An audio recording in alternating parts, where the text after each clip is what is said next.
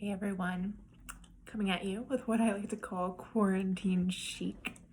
Got my nice bun in my hair, got a t-shirt, a hoodie.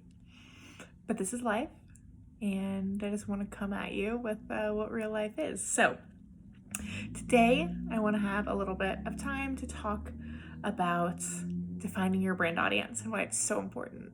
We do a brand audience workshop every couple of months, but I get a lot of questions of people asking me like, where do I even start? And so I just want to talk to you a little bit about that today, both how to begin the process of defining who you really want to work with in terms of your brand audience and how to start attracting those people. So first of all, how do you define a brand audience? I think one of the mistakes, so it's not always a mistake because you can learn a lot from it, but when a lot of people are starting their business, they don't want to narrow down.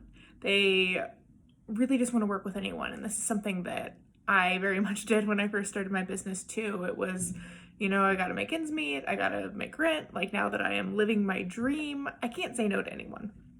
And I think there's definitely a time and place for that, especially when you're first starting off. And the benefit to kind of accepting everyone who emails you or comes through your door is the fact that you can start to get experience and you can start to learn exactly who you want to work with. And I recommend that after you work with anyone, whether you're selling a product or you're selling a service, you can start to see kind of the things that are popping up for you. You might realize that you really might working with like one demographic over another or one psychographic over another. And psychographics are those driving factors that are behind people, right? So you might really love working with purpose-driven business owners as opposed to someone who's just in it to get the cash or get the money.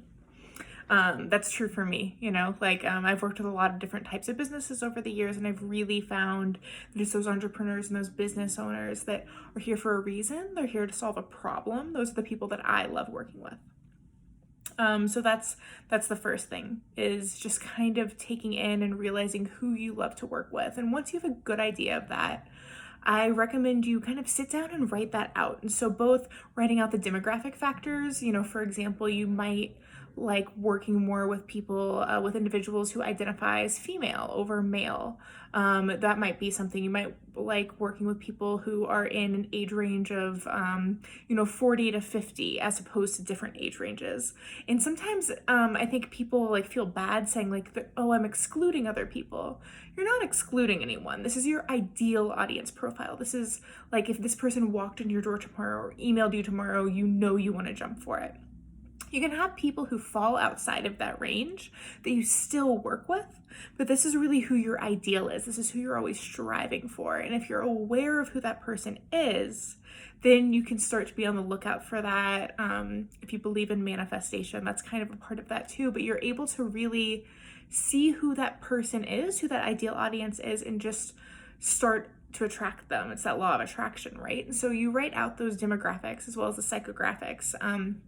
And another exercise that I think is great here is just to sit down and imagine whether it's one person or multiple people. If you have a smaller business, I would say just start with one.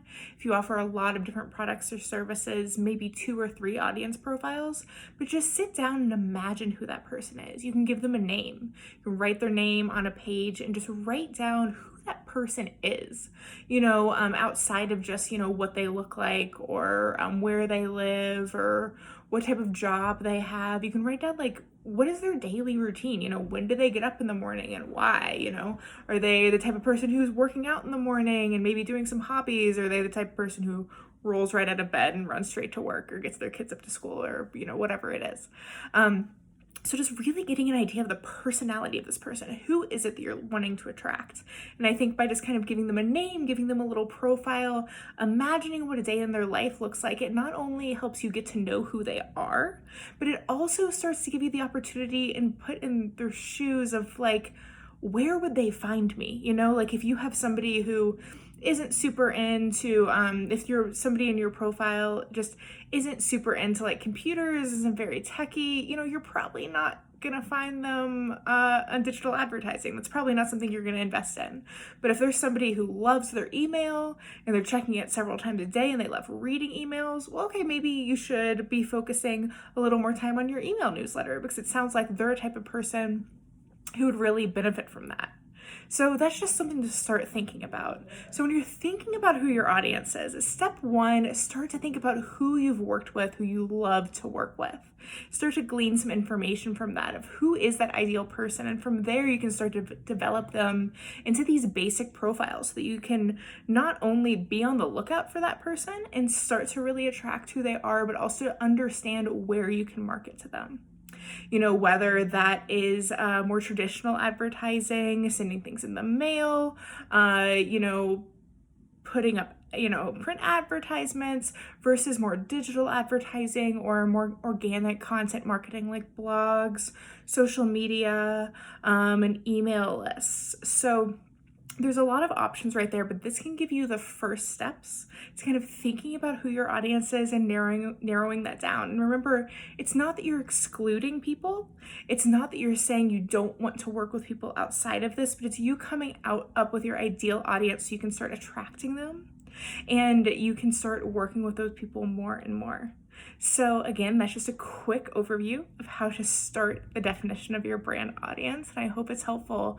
If you have any questions, feel free to leave them below, and also let me know how this type of thing works for you. Are you having any other struggles with trying to find your audience? Are you feeling like your message isn't resonating? And maybe start to use some of these exercises. Tell me about the names of your people. I would love to hear about your audience profiles. I'm the type of person who loves stuff like that. So yeah, just leave a comment below. I would love to hear about the name of your audience members. Thanks so much, guys.